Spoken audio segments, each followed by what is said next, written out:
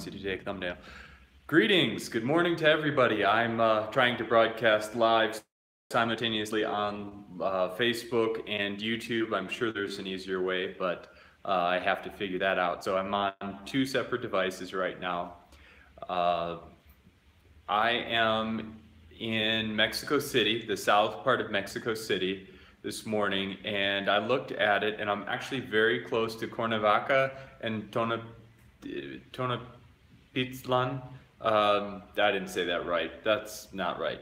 But that is where Iboga Quest is, and a lot of other shamans and shamanic practices are.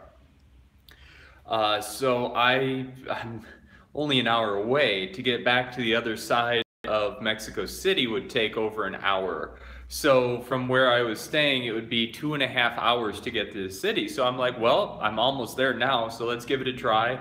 I have barely enough for the tolls. Don't really have enough to buy any cash to buy street food or other such things. So I'm going to have to hit a big box grocery store and try and buy some food for the road, then head there. I'm very interested. There's a place called Iboga Quest. It's definitely centered for tourists to do Iboga. And I'm sure they have other sacred plants they work with. Iboga is amazing. It, from what I've heard in the clinic, Iboga clinic in Chipsa Hospital, Chipsa Hospital in Tijuana, they have a 95% success rate in curing addiction. Not just treating it and helping the withdrawal symptoms.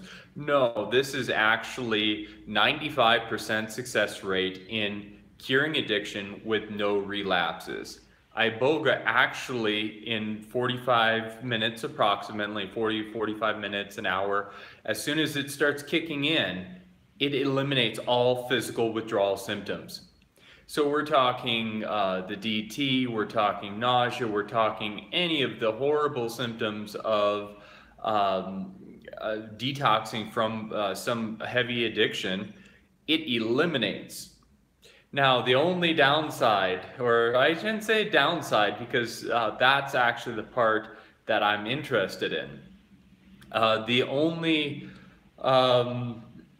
fine print, we'll call it, is that the journey from this plant, the sacred mushrooms used by Maria Sabina, the people of the Sierra Madre Mountains, the Aztecs, Toltecs, Mayans, they used the sacred mushrooms, the cubensis, the strain of the psilocybe cubensis mushroom, or other mushrooms around the world. Even the ancient Israelites used the desert truffles, where the manna comes from.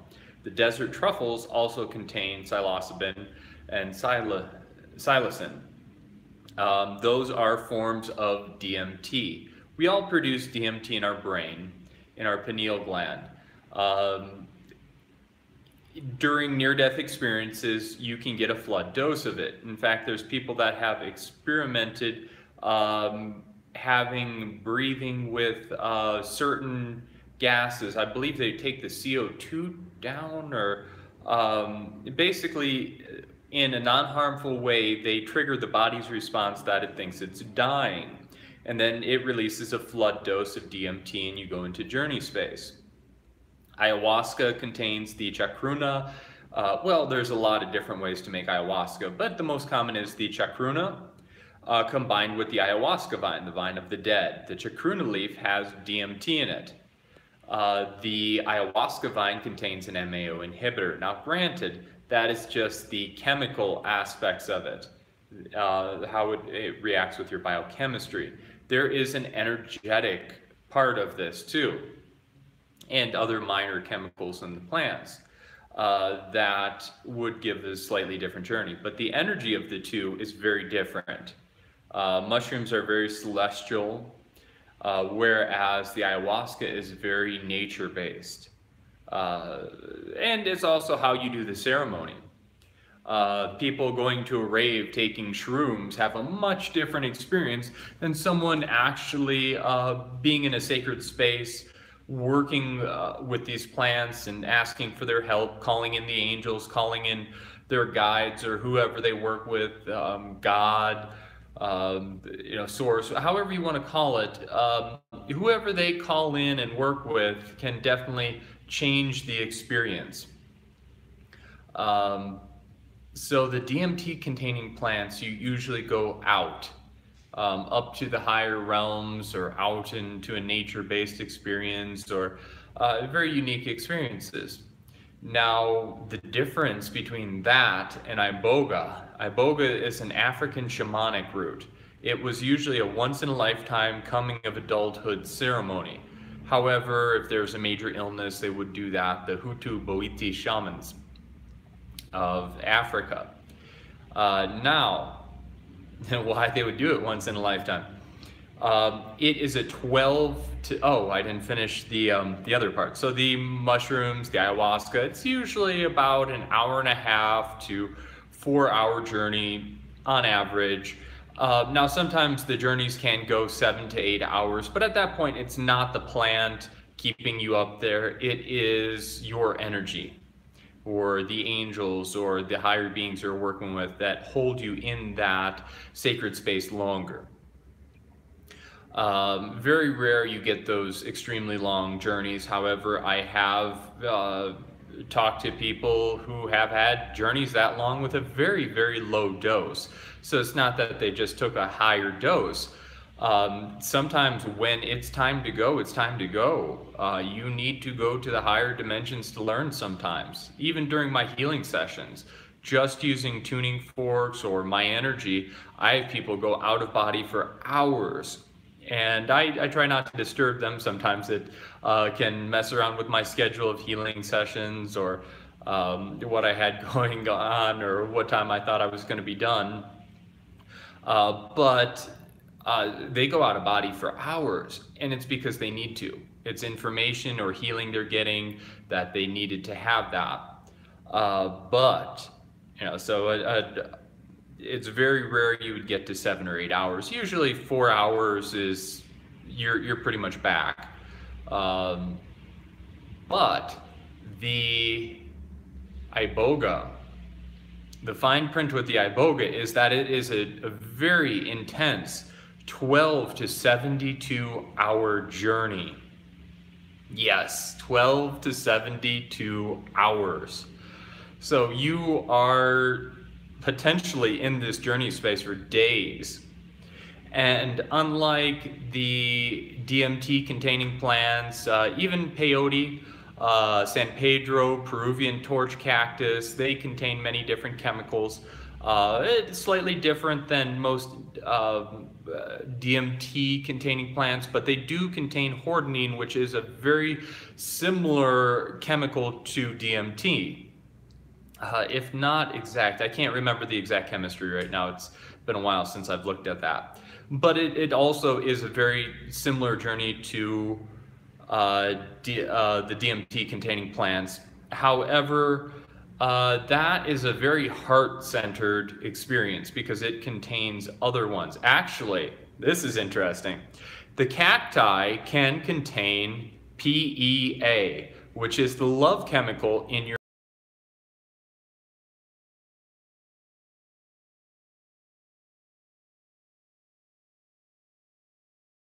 some interesting articles, and I watched a video, I believe it was a TED Talk, and the woman was talking about how marriages usually end up to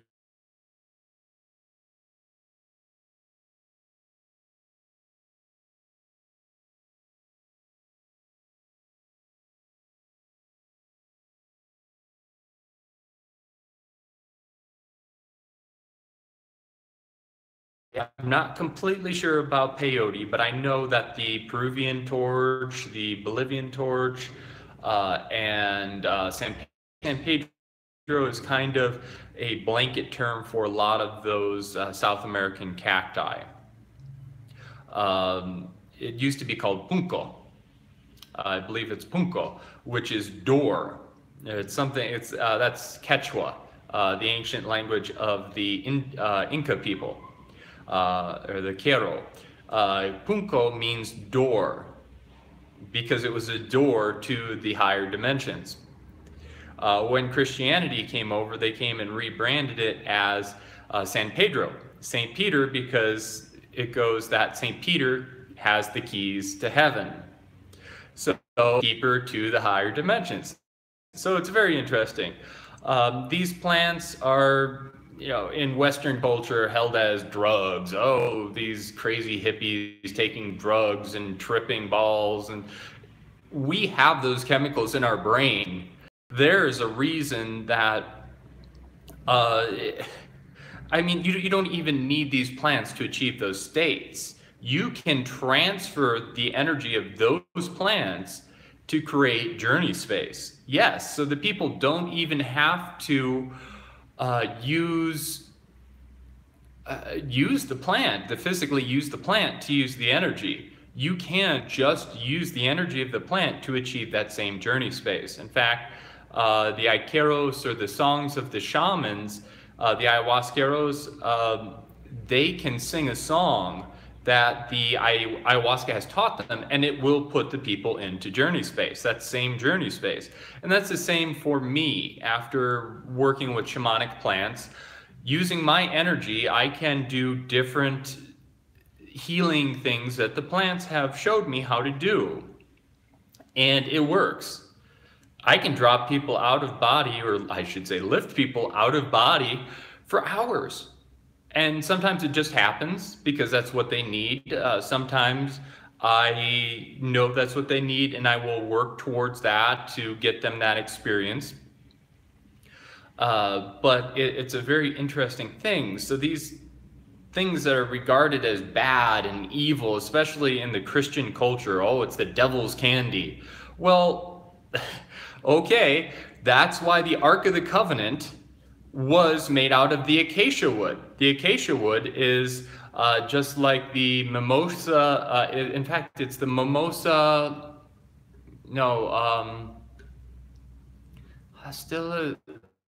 Mimosa hostile plant in the United States that is in the same family, or the mimosa tenaflor. It might be the mimosa tenaflor is the acacia. But in the United States, we have these pink blossoming trees all throughout the South and even down into Mexico. They're called huerma in Mexico. And they contain, especially in the purple-pink root bark, they contain DMT, high levels of DMT. And the huerma, or the mimosa, actually contains an MAO inhibitor called hueramine, which is almost identical to that of ayahuasca.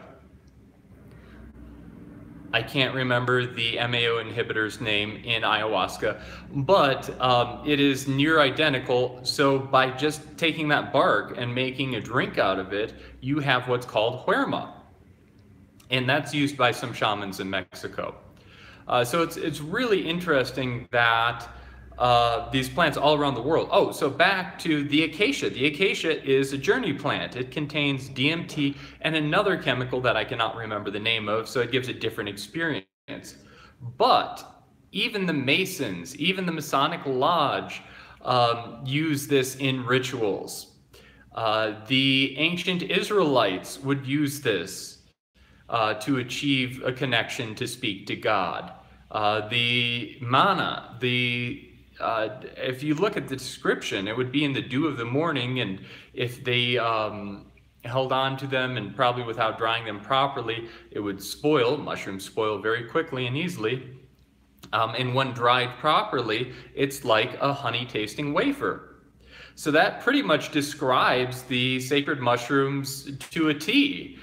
So the manna of the desert, so they could walk with God, was the desert truffle, or a variant of the psilocybe strain of mushrooms.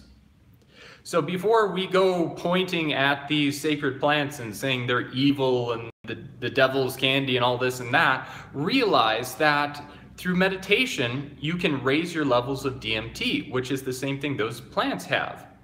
So This is something natural. Now they, especially in America, they will label these drugs as bad and evil and terrible and dangerous. However, they have many, many, many less side effects than the pharmaceuticals that they dole out like a Pez dispenser.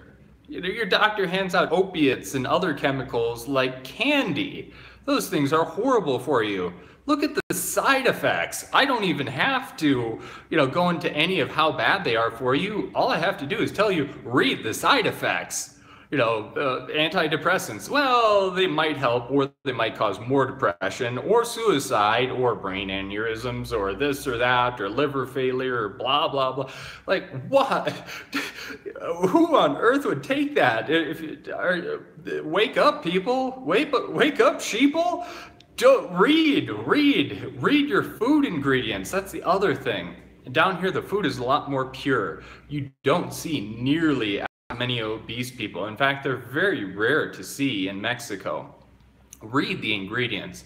But they hand out these antidepressants that don't work, and sacred mushrooms, if you had worked with the sacred mushroom or done it in microdosing, that cures addiction. Instead of masking it with these antidepressants that turn you into a zombie, actually look at it.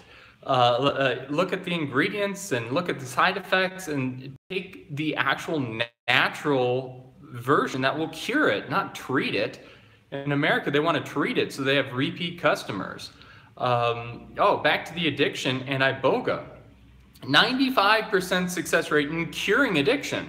No relapses. We're talking, I think, 10 or 20 or 30-year study they've done with 95% success rate and no relapses. It's really incredible. Why don't they want this in America? They have it in Canada. They have it in Mexico. They have it in Costa Rica and then dozens of other countries. Why don't we have it in America? Oh, it's dangerous and scary. No, it works. And they would lose lots and lots and lots of money. We could overnight change the opiate addiction problem in the United States. And this is very important. We need to do this. We need to get rid of that opiate addiction. It's really, and not only the opiate addiction, the addiction to pharmaceuticals. We need to get people off of these things that block their thinking, turn them into sheeples, and cut their spiritual connection. That's probably one of the biggest reasons. Look at what the United States pushes out. They push out, got milk. Yes, in many spiritual traditions, they know that by drinking dairy, eating dairy, it can cut or dim or dimune your spiritual connection. So what are they? And look at all the billboards. Got milk, drink your milk, you need your milk. Wait, why? What? Huh? And then what's the other thing? Oh, beer. They push the beer. Why do they push the beer? Because alcohol cuts your connection to divinity. Have you noticed that people aren't themselves when they drink alcohol? Yeah, it's because it cuts you off from your true spiritual self. It cuts you off from your consciousness. How many people do things on alcohol that they would never do in a sober state? So and instead of pushing, say, cannabis, it's now legal. It has no side effects. It has no chance of death. Alcohol, you can drink enough to kill you. Cannabis, it is a ridiculous amount that they, I believe, theorized could be the lethal dosage, which I don't even know if there is lethal dosage. So it's a much safer alternative. When people smoke or use cannabis, they get extremely loving and happy. When people drink alcohol, they can get mean, they can get dangerous, they do stupid things. And they say cannabis is a gateway drug. It is not.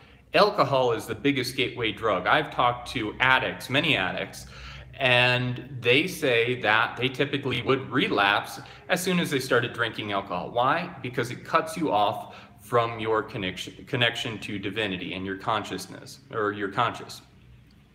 So it's insane. But I'm very much looking forward to going to this town where the shamans are that do iboga. I'm sure there's other shamans there. I'd like to work with Sapo, or the Sonoran desert toad, also known as the Colorado river toad. This is a different form of DMT. This is what they call 5-MeO DMT.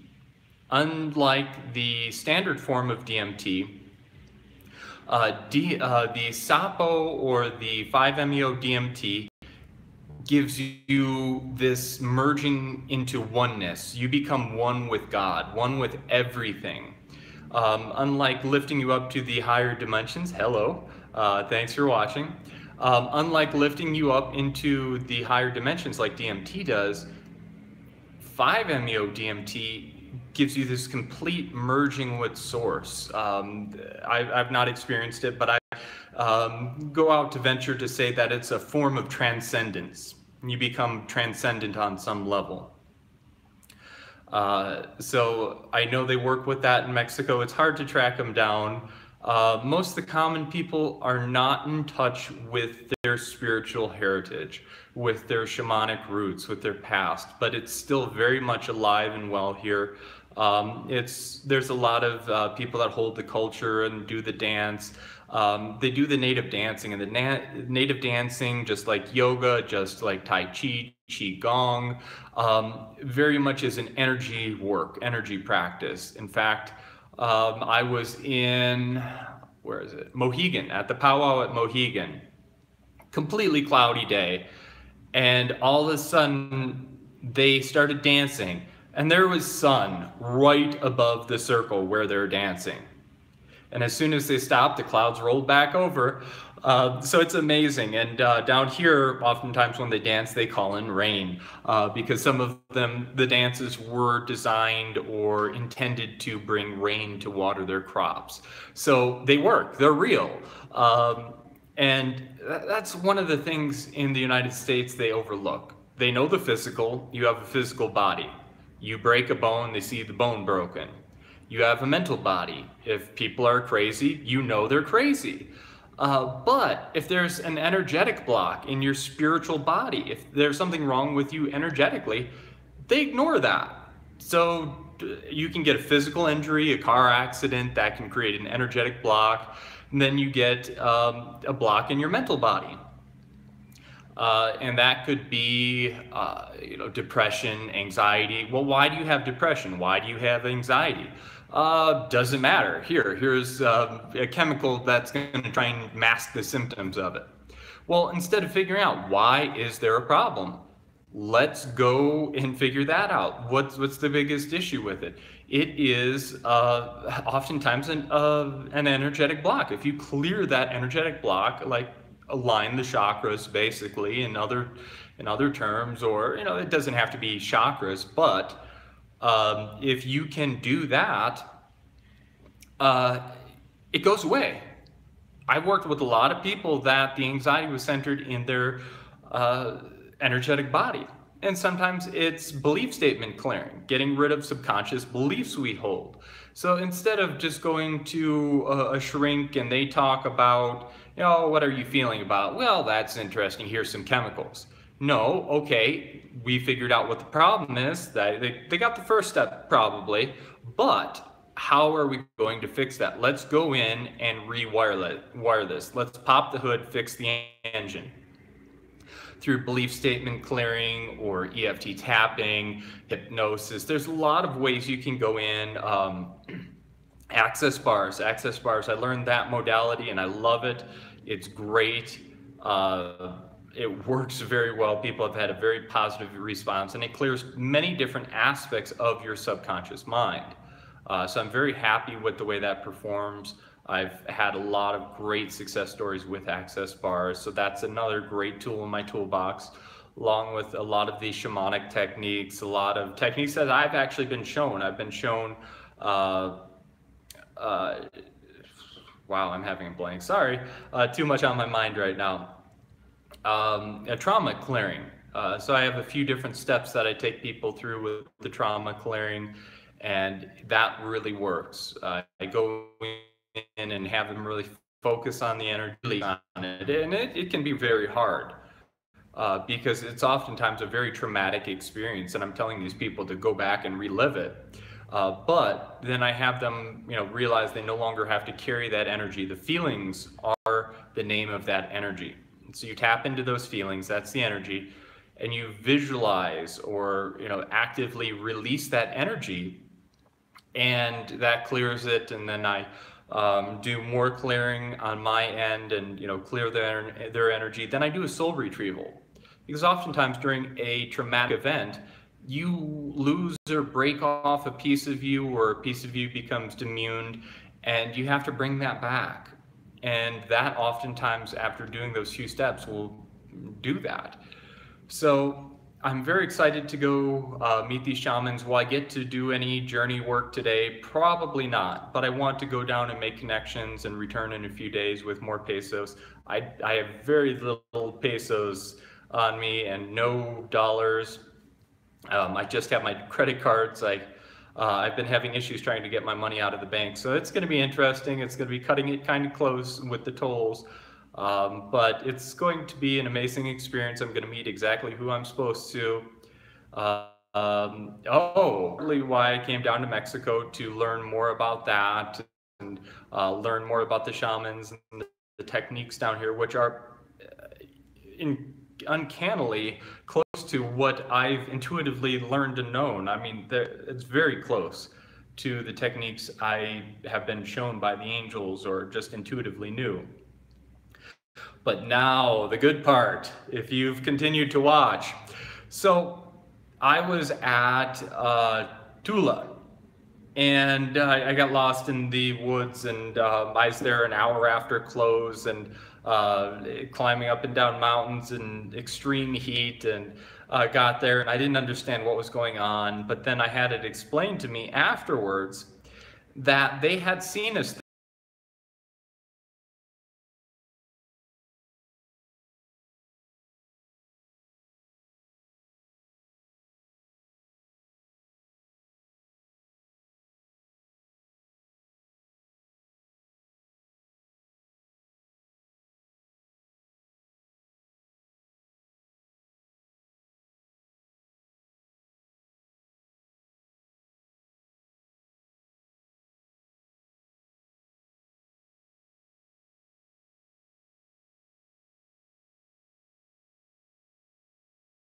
and I knew something was up, so I got to a doctor. The doctor gave me Cipro, antibiotics, thyroid medication, Synthroid, and for the nausea, he gave me a mind control substance. Yes, another sacred plant, Datura, scopolamine. He gave me scopolamine. If I had taken the scopolamine, that probably would have dropped me further into journey space. I would have just laid down, went to sleep, and never woke up again. So I'm very grateful that I did not take that.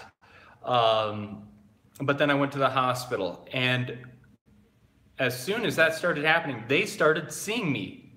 Not astral projecting, not my spirit. They physically saw me at Tula for days before I got there even. And every day they saw me there. And we're talking not just some crazy old man.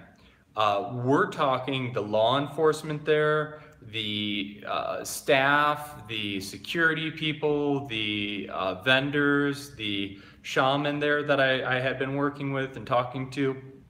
They all had seen me. I was bilocating, not astral projecting. I was bilocating, physically bilocating. They for sure, the law enforcement and government officials, for sure saw me there physically every day, even when I was near death in the hospital hooked up to IVs. Yes, so this is the adventure I came down here for. This is the amazing experience. I mean, we're talking spiritual things that I knew were possible but have yet to witness or experience. I'm working on trying to recover the memories from that alternate timeline, or that I can't remember yet. I need to do meditation, maybe some journey work, to be able to recover those memories of when I was physically where I was not physically. I mean, I don't even know how to describe that, but that was amazing. And then the other aspect was that I worked, the shaman I was talking to, and he was talking a lot of the Toltec teachings, and a lot of them were very similar to what I knew or what I had found before, things that have came to me intuitively, how others can be a mirror, and how you need to love everybody because they are all you and we're all one. I'm not sure if he went into that we're all one. It was very close, but he recognized that I'm not from around here. And I'm not talking about not from Mexico. I'm talking about from much, much further away. So that was an interesting thing, that he recognized that I'm not local to this area.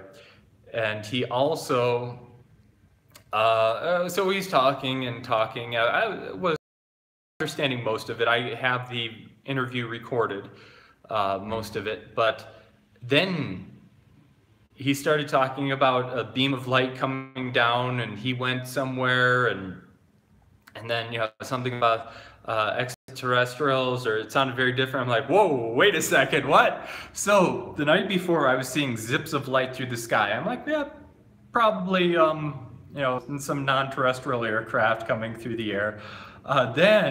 So that the next day I talked to him, and that night that I saw those zips of light and possible craft going through the air, that was the night that they took him up on the craft and had a telepathic, basically, conference or teaching with him. I'm like, oh, this is the Mexico I came here to see. There's underground civilizations, there's underground ancient tunnels, and I'm talking ancient, way before any of the Mayans, Toltecs, Aztecs, any of them even showed up. We're talking tens of thousands of years before that.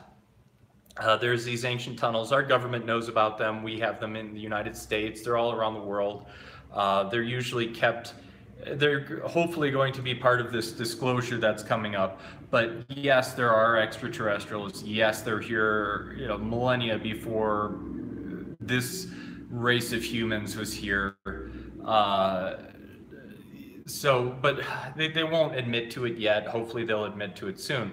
But yes, that is the Mexico I was looking for. That is, I know under the temples, there's so many ancient sites, the ones that go back to way before this race of humans. And I wanted to try and find entrance to there or meet some of the off-world civilizations. But I'm talking to the shaman, and he goes right into it, talking about the extraterrestrials and talking to him telepathically. And I'm like, wow, wait, what? It went from teaching and Toltec teaching into extraterrestrials working with him. I'm like, wow, this is the Mexico I wanted. This is exactly what I'm looking for. So I don't know if I'll be able to get back to him. In fact, I don't know how when I left Tula, how it was. I didn't allow back, or if it was just not. They were doing active archaeological digs, and I don't know if I was prohibited from going to those areas, or if I was prohibited from going back to Tula. And how long that ban would be, or if I was actually banned, I'm not completely sure.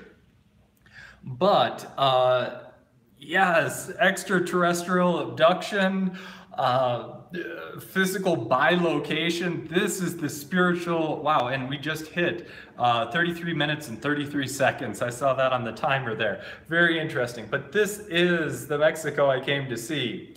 Yes, the traditional culture is beautiful. The blending of the ancient native cultures with the Spaniards and the modern world. It's very beautiful, very art, a lot of art, and very interesting life, very flavorful, colorful life. But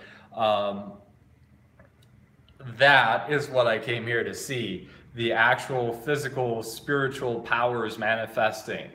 I'm excited to see what more I can see. Hopefully I can stay here longer, but this is amazing. This is what I came here to see. The actual witnessing of spiritual phenomenon. And physical bilocation.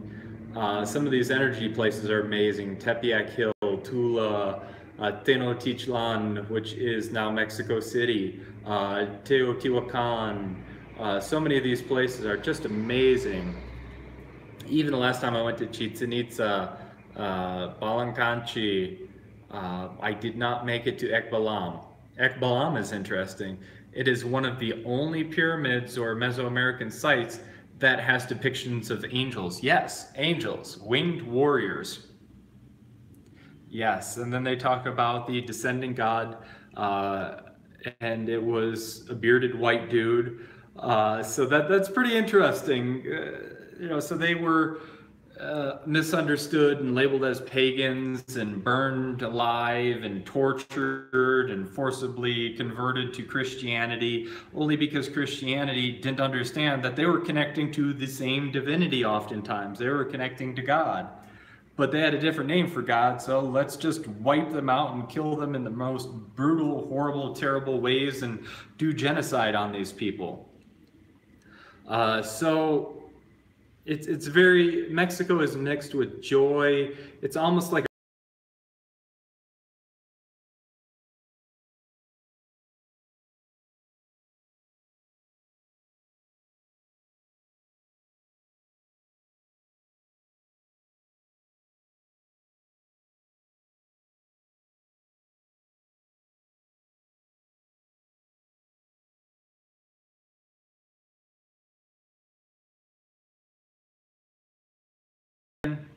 no refrigeration. Life is hard here.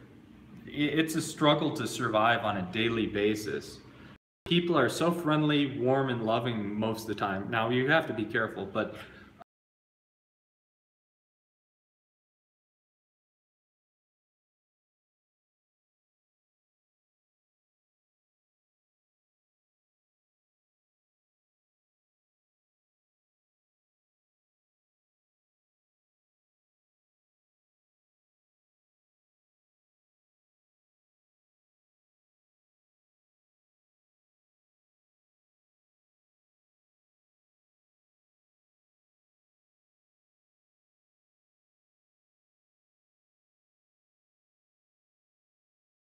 $250 with two people and a lot of gear on it. So that got interesting. They were nipping at my heels. I'm like, oh boy, I hope this thing does not stall out, because it does a lot. I'm a pretty avid rider, but this thing, the engine just stalls out because it's not powerful enough for my weight, to the weight of another person, the weight of more gear. And then climbing hills are